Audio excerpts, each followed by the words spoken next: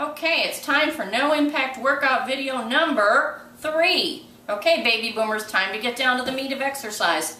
I'm talking equipment. Do you have what it takes? Today you'll find out that workout equipment can be easily divided into 3 categories. You have your small equipment, you have your medium equipment, and you have your large equipment. Let's start out today with our small. It starts off with my most important thing, which is a timer. To me, this is essential for workouts. The timer is used so that you can set the time that you will be working out and make sure that your workout session doesn't go any longer than it's supposed to. You don't need to be killing yourself and working out too long. That's a no-no. It also is very handy for if you should have a trainer like I do who tries to sneak extra time into your session. You can show him the timer. It's right here, and you can say, no, our time is up now. We are done. We've worked out an hour, and that's it. So that is something I would not do without. The second thing that I have that I really like is this little hand scruncher thing. And I bought this so that I can strengthen my arms, which is what accounts for these huge bulging biceps on my arms here that you see. And I use this every once in a while when I think about it, when I'm watching TV. A hand scruncher. I highly recommend the hand scruncher. And along the same lines, I have a squeezy ball, and I just take that and I squeeze that in my fingers. It's handy for developing the muscles in your hands. Your goal would be to be able to crack a walnut with your bare hands, maybe. You know, you could plan on that. Well, we also have these green and yellow things here. These are known as resistance bands.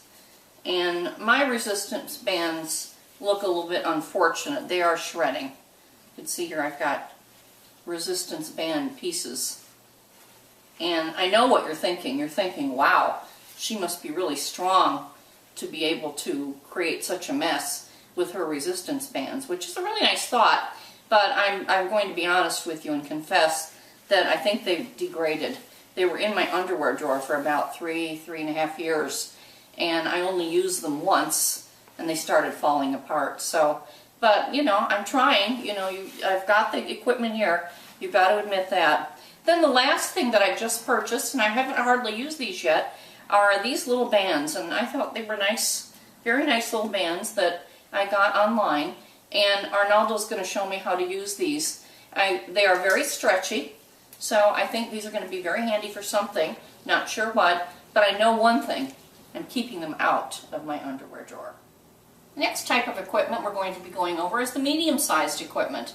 The first thing I have of a medium size is a videotape for senior citizens, for people who might have osteoporosis issues. And I'm sure this would be a very good videotape to use for bone building. I have had it in my drawer for about 4 years, and I have not been using it, but it would be a really good thing to have if you used it. The second thing that you're going to need in your medium size things is your towel. Now, I don't believe much in sweating, you know that, but I do like having a little cushion for my neck when I'm laying on the mat, so this could be handy for that. We also have a selection of bandages and all kinds of braces, splints, all kinds of things for workout, because baby boomers, at least this baby boomer, tends to have body parts give way on a regular basis during exercise, walking downstairs, just doing the smallest things. Something will give way. So these come in handy, and they need to be protected. Those joints need to be protected when you're exercising. So you might want to stock up on Ace bandages and Palumbo braces. I've got a whole collection here. The disadvantage with them, if you wear too many of them on all of the joints that are having problems, is you tend to start looking like Robo-Woman. And so you might want to focus on a certain type for your body for one day. Middle group are weights. And I have 2 sets of weights here. Actually, we do own 3 sets of weights. The 5-pound weights, which are the heaviest ones for me, are missing, and they've been missing for about 6 months. We don't know where they went. We've looked all over the house, but they are somewhere in the universe. So we don't have them, but we do have these, and these are handy. You know what to do with these things. So They also work very well as door stops. We've used them for that a number of times, and as bookends when you're not using them as weights. Another clever idea that I thought of is the salad dressing weights. Now these salad dressings both weigh the same amount, so if you wanted to do some arm exercises, what you could do is start with your salad dressings, and the good thing about them is that they will mix as you're doing this, so you can get them ready for dinner and be doing your exercises at the same time. If you feel that you want to exercise one arm more than the other, go with the seafood cocktail because it's a little bit heavier. And then you can switch arms and alternate so that the other arm will get the heavier seafood cocktail. You can do this with a lot of different bottles. Next is the partial bicycle. Okay, this is my partial bicycle. I didn't want to have a whole bicycle in the house, so I got a free bicycle on FreeCycle. So I've got a little half a bicycle here, and this helps me. Unfortunately, it moves forward, so I don't know how good that will be. And it's a little hard to get your feet into the stirrups, but once you do, you can cycle your way to exercise. And on to our last type of exercise equipment. What's equipment without a big ball? You gotta have a ball. The colors are all different, they're all related to different sizes, but I just advise that you go to the store and get a big ball. And you get one of those blower upper thingies for part of your exercise equipment. Arnaldo doesn't really like to count that as exercise equipment, but I think it counts, the blower upper thingy. Another thing that you're going to need is an equipment holder. You need to have something to put all your expensive equipment in. I like this little tray, and then it fits inside a holder, and underneath you can put other things like the weights and everything. If we put our things away in here all the time, I probably wouldn't still be looking for those weights that I can't seem to find. We have a foam roll.